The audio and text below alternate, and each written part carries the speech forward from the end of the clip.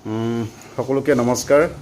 আজি আমাৰ সৌভাগ্য আমাৰ মাজত উপস্থিত আছে এগৰাকী বিশিষ্ট শিক্ষাবিদ, কলাখোৱা উচ্চতৰ মাধ্যমিক বিদ্যালয়ৰ অৱসৰপ্ৰাপ্ত অধ্যক্ষ, আমাৰ সকলোৰে শ্ৰদ্ধাৰ পূৰ্ণনাথ পাঙি ডাঙৰীয়া। তেখেত অসম চৰকাৰৰ ৰাষ্ট্ৰীয় শিক্ষক দিৱস উপলক্ষে 2021 বৰ্ষত কলাখোৱা মিৰিপথাৰ হাইস্কুলৰ হেডমাষ্টাৰ হিচাপে, তেতিয়া মানে হাইস্কুল আছিলে, এতিয়া হায়াৰ ছেকেণ্ডেৰী স্কুল হৈছে। তেখেতক অসম চৰকাৰে ষ্টেট এৱাৰ্ড দিছিলে government of Assam department of education ফালৰ পৰা কৃতি শিক্ষক বঁটা। গতিকে আমাৰ অনুষ্ঠান আপোনাক স্বাগতম জনাইছোঁ। নমস্কাৰ। আপোনাৰ স্বাস্থ্য পাতি ঠিকে আছে? স্বাস্থ্য পাতি বৰ্তমান ঠিক আৰু। আপুনি ৰিটায়াৰ হোৱাৰ পিছত অৱসৰী জীৱন কেনেকৈ পাৰ কৰি আছে? কেনে আছে আপুনি? মই মানে ৰিটায়াৰ শিক্ষক হিচাপেহে ৰিটায়াৰ কৰিলোঁ। হয়। ৰিটায়াৰ হোৱাৰ লগে লগে সামাজিক জীৱনবিলাক, সামাজিক অনুষ্ঠানবিলাকত জড়িত হৈ পৰিলোঁ। হয়।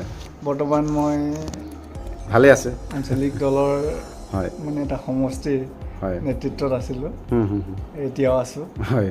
অসম গণ পৰিষদ দলৰ মই এতিয়া সমষ্টিৰ সভাপতি হিচাপে দায়িত্ব লৈ আছোঁ। আচ্ছা, হয় হয় হয়। আৰু আছোঁ আৰু এই সমাজৰ লগতে তেনেকৈ। আমি পুনতে জানিব বিচাৰিছোঁ, প্ৰথমবাৰৰ বাবে যেতিয়া আপোনাক অসম চৰকাৰৰ পৰা ফোন এটা আহিছিলে ৰাজ্যিক কৃতি শিক্ষক বঁটা হিচাপে আপোনাক বিবেচিত কৰা হৈছে, আপুনি অসম চৰকাৰৰ এনেকুৱা ৰাজহুৱা অনুষ্ঠানত গাম্ভীৰ্য অনুষ্ঠান গ্ৰহণ কৰিব লাগে, সেই বঁটা মানে খবৰ পোৱাৰ পিছত কেনেকুৱা অনুভৱ পাইছিলে? মই আচলতে খুব উৎফুল্লিত হৈছিলোঁ। বিশেষকৈ মোৰ মোবাইলত এটা মেছেজ আহিছিলে বিভাগীয় কৰ্তৃপক্ষৰ পৰা। মই লগে লগে মোৰ ঘৰ আৰু সমাজ আৰু মোৰ বিশেষকৈ শিক্ষকসকলক জনাইছিলোঁ। লগে লগে মোৰ এটা অনুষ্ঠানটো এটা উৎফুল্লিত হ'ল, যিহেতু মই শিক্ষকতা যিটো বৃত্তি এইটো সেৱা হিচাপে মই লৈছিলোঁ। মই প্ৰথমে state bank of India clerical পোষ্টত আছিলোঁ। বেংকাৰটো টিচাৰ? বেংকাৰটো টিচাৰ। তাৰ পৰা মই ৰেলৱে একাউণ্টত মই হেৰি কৰিলোঁ। তাৰপৰা এই তৃতীয় হেৰি হিচাপে মোক 1986ত মই স্কুলত আকৌ ঘূৰি আহিছোঁ। আচ্ছা। শিক্ষা যে এইটো খুব ভাল পালোঁ, তেতিয়া মই ভৰ্তি হৈ তাতে থাকিলোঁ আৰু শিক্ষকতা হোৱাৰ পাছত মোৰ নিজে পঢ়া এখন স্কুলত শিক্ষক হিচাপে মই খুব উৎফুল্লিত হ'লোঁ। তাতকৈ আৰু ভাগ্যৱান কোন আছে? ভাগ্যৱান বুলিয়ে ভাবি লৈছোঁ আৰু। তাতে মই শিক্ষকতা জীৱন আৰম্ভ কৰিলোঁ আৰু কৰি মই এটা 2002 বৰ্ষত সৰ্বশিক্ষা অভিযান মিছনত মই 5 বছৰ ডেপুটেশ্যন আছিলোঁ সমল শিক্ষক হিচাপে। তাৰপৰা 2011 বৰ্ষত মই আকৌ শিক্ষক হিচাপে যোগদান কৰি তাত প্ৰধান শিক্ষক হিচাপে মই দায়িত্ব ল'লোঁ। আপোনাৰ সেই ল'ৰালিকালৰ বা জন্মস্থানটো ক'ত আছিলে আপোনাৰ পিতৃ মাতৃৰ বিষয়ে? মোৰ ল'ৰালিকাত কলাখোৱা জাজিমুখ নামেৰে আমাৰ এখন গাঁও আছে, তাতে মই জন্মগ্ৰহণ কৰিছিলোঁ, তাতে মই পঢ়া শুনা কৰিছিলোঁ। আৰু যিখন বিদ্যালয়ত মই এটা অধ্যক্ষ হিচাপে ৰিটায়াৰ হ'লোঁ, এইখন বিদ্যালয়ৰ মই এটা প্ৰাক্তন ছাত্ৰ আছিলোঁ। আপোনাৰ পিতৃ মাতৃৰ নাম? মোৰ মা মংগলদৈ পাঙি আৰু দেউতা বলোৰাম পাঙি। হয়, আপোনালোকে জানে আৰু। হয় হয়। আপোনাৰ পৰিয়ালৰ মানে ভাই ককাইসকল? আমাৰ আচলতে মাতৃ দুগৰাকী আছিল। হয়। ডাঙৰ মা ভাগৰ আমাৰ ককাইদেউ 3জন আছিলে, আৰু সৰু মা ডাঙৰ মা বুলিবলৈ আমি তেনেকৈ ধৰণৰ ভাৱটো নাছিলেই। আমাৰ 6জন ভাই ককাই আৰু বাইদেউ এগৰাকী আছিলে আৰু ভনী দুগৰাকী আছিলে। মোৰ ককাইদেউৰ বেংকত কৰে, তেখেত ৰিটায়াৰ হ'ল, আৰু ভাইটি ইৰিগেশ্যন ডিপাৰ্টমেণ্টৰ অভিযন্তা হৈ আছে, ৰিটায়াৰ হোৱা নাই। তেনেকৈ আৰু মোৰ সংসাৰ। এতিয়া আপুনি এজন শিক্ষাবিদ হিচাপে তেতিয়াৰ শিক্ষা ব্যৱস্থা আৰু এতিয়াৰ শিক্ষা ব্যৱস্থা কিবা পাৰ্থক্য দেখিছে নেকি? পাৰ্থক্য বহুত। এনেই কেনেকুৱা ধৰণৰ? মানে আগৰ যিটো শিক্ষা ব্যৱস্থা, মোৰ যিটো হেৰি হিচাপে ছাত্ৰ হিচাপে আছিল, তেতিয়া শিক্ষা ব্যৱস্থা অকণমান পাৰ্থক্য হ'ল সময় পৰিৱৰ্তন হোৱাৰ পাৰ্থক্য হ'বই আগতো খুব হেৰিৰ ওপৰত পঢ়াৰ ওপৰত খুব গুৰুত্ব দিছিল এতিয়া এক্টিভিটি কাৰিকৰীৰ ওপৰত বেছি গুৰুত্ব দিছে কাৰণ আগতে কম্পিউটাৰ এই ব্যৱস্থাবিলাক নাছিলেই এতিয়া আমাৰ বিদ্যালয়বিলাকত কম্পিউটাৰ ৰুম আছে লাইব্ৰেৰী আছে বিভিন্ন ধৰণৰ লেবৰেটৰী আছে এতিয়া যিমান আধুনিক শিক্ষাৰ পাবলগীয়া গোটেইখিনি এতিয়া ল'ৰা ছোৱালী পাইছে কিন্তু আগত তেনেকৈ ধৰণৰ আমি সুবিধা পোৱা নাছিলোঁ তথাপি মানে আগৰ প্ৰজ্ঞা জ্ঞান যিটো উইজডম হয় এতিয়াৰ অলপ কিছুমানে কয় মানে বিভিন্ন ধৰণৰ চৰ্চা হয় শিক্ষাৰ গুণগত মানদণ্ডটো মানে পূৰ্বৰ তুলনাত যেন অলপ কিবা এটা যেন এনেকুৱা কিবা দেখিছে এনেকুৱা আপোনাৰ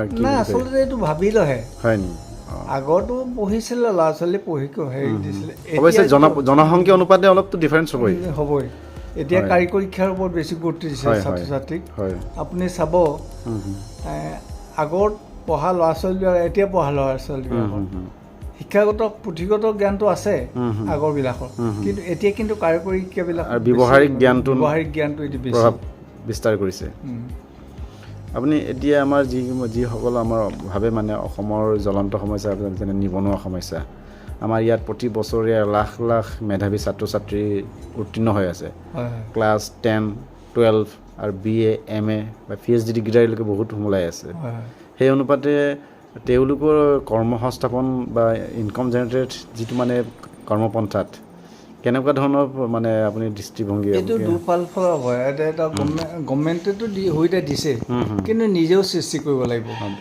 এতিয়া ব্যক্তিগতভাৱে হয় আগত এখন বিদ্যালয়ৰ পৰা খুব বেছি 6জন 7জন মেট্ৰিক পাছ কৰে এতিয়া মোৰ স্কুলৰ পৰা 100% পাছ কৰে গতিকে এতিয়া সাৰ্ভেল অফ দ্য ফিটেষ্ট যোগ্য বসুন্ধৰা প্ৰতিযোগিতাৰ যোৱা বৰ্ষৰ মোৰ স্কুলৰ পৰা অসম চৰকাৰে পতা এখন মানে প্ৰতিযোগিতামূলক পৰীক্ষাত NDRD পৰীক্ষাবিলাকত বহুত ল'ৰা ছোৱালী পাইছে টেটত বহুত ল'ৰা ছোৱালী পাইছে বেংকত বহুত ল'ৰা ছোৱালী পাইছে কিন্তু আচলতে পঢ়িব লাগিব আজিকালি পঢ়া শুনা কৰিবই লাগিব মানে লাখৰ ভিতৰত কম্পিটিশ্যন কৰিব লাগিব হাজাৰৰ ভিতৰত 100ৰ ভিতৰত নহয় গতিকে এই লাখৰ ভিতৰত কম্পিটিশ্যনত নামিবলৈ হ'লে ল'ৰাজন কিমান পঢ়া শুনা কৰিব লাগিব আগতকৈ বেছি পৰিশ্ৰম কৰিব লাগিব পৰিশ্ৰম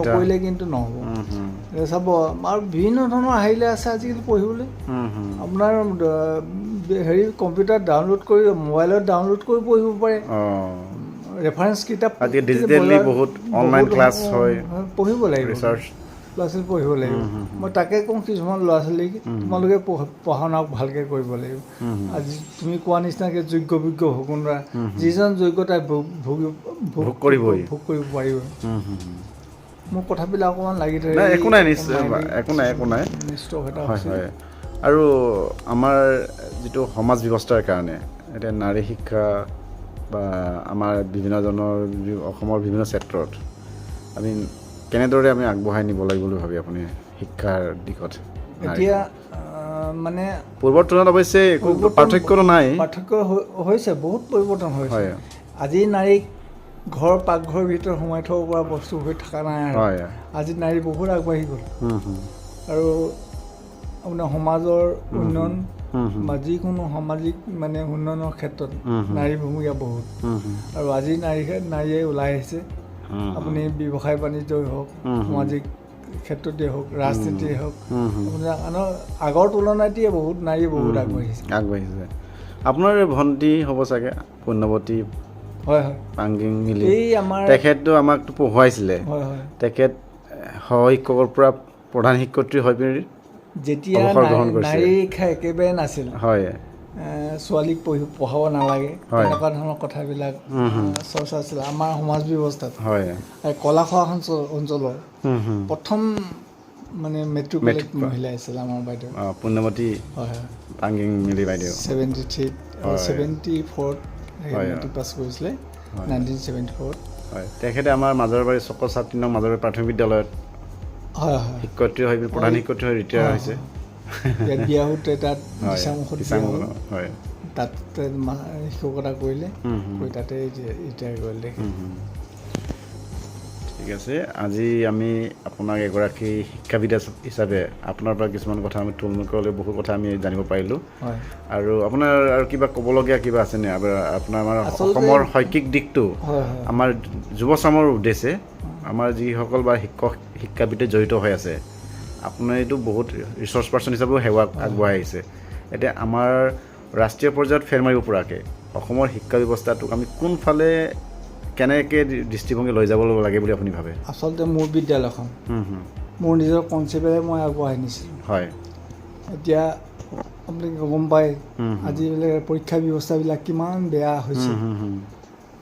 মানে পাৰ্চেণ্টেজ, গভৰ্ণমেণ্টে পাৰ্চেণ্টেজ বিচাৰে, ভাল পাৰ্চেণ্টেজ বিচাৰে।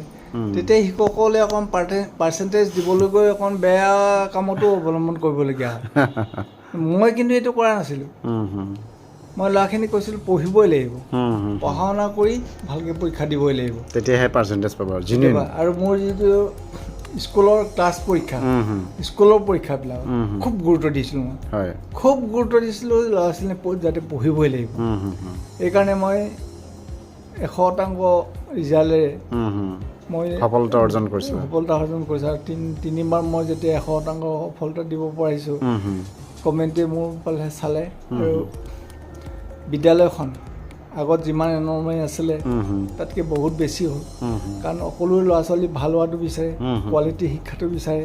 এতিয়া মোৰ স্কুললৈ বহু ল'ৰা ছোৱালী ঢাপলি মাৰিলে, হেৰিটো বেছি হ'ল, এনৰমেণ্ট বেছি হ'ল। এই দৃষ্টিকোণৰ পৰা ভাবি ডিপাৰ্টমেণ্টে, মোৰ বিভাগে মোক কৃতি শিক্ষক হিচাপে বাছি ল'লে। মোৰ সফলতাৰ কাৰণে কিন্তু মই নিজে ক্ৰেডিট নলওঁ। মোৰ সহকাৰী শিক্ষকসকল আৰু মোৰ অভিভাৱকসকল, ছাত্ৰ ছাত্ৰীসকল, এইবিলাকৰ কাৰণে মই মানে কৃতি শিক্ষকৰ যিটো সন্মান এইখিনি আজৰি আনিব পাৰিছোঁ। নিশ্চয় আমি শেহতীয়াকৈ হ'লে আপোনাক আকৌ পুনৰবাৰ ধন্যবাদ জনাইছোঁ, কৃতজ্ঞতা জ্ঞাপন কৰিছোঁ। আপুনি কলাখোৱা অঞ্চলত শিক্ষাৰ পোহৰ বিলাই আপুনি আগবাঢ়িছিলে, যাৰ কাৰণে চৰকাৰে আপোনাৰ প্ৰতি উচিত মৰ্যাদা পুৰস্কৃত কৰিলে। গতিকে আপোনাৰ সুস্বাস্থ্য আৰু দীৰ্ঘ কামনা কৰি আজিৰ অনুষ্ঠান ইমানতে সময় মাৰিছোঁ। ধন্যবাদ। वर्दी की हाँ, गर्मी तो बहुत है, लेकिन आपको शायद पापा के पैसों की गर्मी ज्यादा लग रही है। बढ़ती गर्मी में विवेल कूल मिंट करे आपकी स्किन को सॉफ्ट और आपको कूल। आप समझौता नहीं।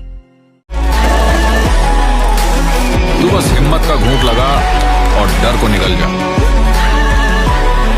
और दुनिया को दिखा तू किस मिट्टी का बना हुआ है। माउंटेन ड्यू, डर के आगे जीत है।